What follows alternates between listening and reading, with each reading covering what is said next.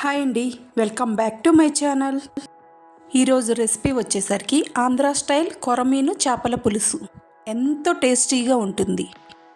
ఒక్కసారి ఈ స్టైల్లో చేసి చూడండి, చాలా బాగుంటుంది. కొత్తగా నా ఛానల్ని చూస్తున్నట్లయితే లైక్ చేయండి, షేర్ చేయండి, సబ్స్క్రైబ్ చేసుకోవడం మాత్రం మర్చిపోవద్దు. ముందుగా చేప ముక్కల్ని ఇలా కట్ చేసుకొని బాగా శుభ్రంగా కడుక్కోవాలి. ముక్కలు ఇలా బాగా కడగటం వల్ల నీచు వాసన లేకుండా బాగుంటాయి. ఒక్కసారి ఈ ప్రాసెస్లో చేశారంటే మళ్ళీ ఇలానే చేసుకుంటారు. ముక్కలు అనేవి నీట్గా కడుక్కుంటే ఇలా శుభ్రంగా ఉంటాయి. అలా కడిగిన ముక్కలలో ఉప్పు, కారం, పసుపు వేసి ఒక 10 నిమిషాలు పక్కన ఉంచాలి.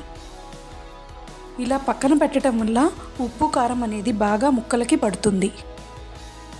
తర్వాత ఉల్లిపాయని చిన్న ముక్కలుగా కట్ చేసుకొని ఇందులో వేసుకోవాలి. అలాగే పచ్చిమిర్చిని కూడా ఇలా పొడవుగా కట్ చేసుకొని వేసుకోవాలి. ఉల్లిపాయ, పచ్చిమిరపకాయ వేసిన తర్వాత ఈ ముక్కల మీద ఆయిల్ కూడా వేసుకోవాలి. ఫిష్ కర్రీకి ఆయిల్ అనేది కొంచెం ఎక్కువగానే పడుతుంది. తర్వాత చింతపండును తీసుకొని నానబెట్టుకొని ఆ గుజ్జును కూడా ఇందులో వేసుకోవాలి. ఈ ప్రాసెస్ అంతా స్టవ్ మీద కాకుండా పక్కన పెట్టి చేసుకోవచ్చు. చింతపండు రసం ఇందులో వేసుకున్నాక మసాలా కోసం అల్లం, చిన్నులపాయి, జీలకర్ర మెత్తగా మిక్సీ పట్టుకొని ఇందులో 2 స్పూన్లు వేసుకోవాలి.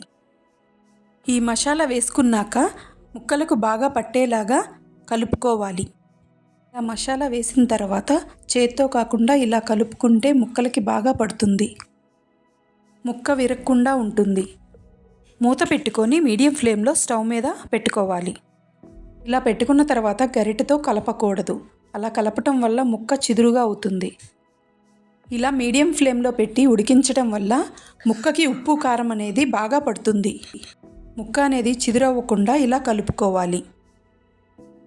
ఈ ఫిష్ కర్రీ అనేది చాలా ఈజీ ప్రాసెస్. అంతేనండి, ఉప్పు, కారం ఒకసారి చూసుకొని కొత్తిమీర ఇందులో వేసుకోవాలి. అంతేనండి, కొరమీను చేపల పులుసు రెడీ. ఇలాంటి మరెన్నో వీడియోస్ కోసం నా ఛానల్ని లైక్ చేయండి, షేర్ చేయండి, సబ్స్క్రైబ్ చేసుకోవడం మాత్రం మర్చిపోకండి. Thank you for watching.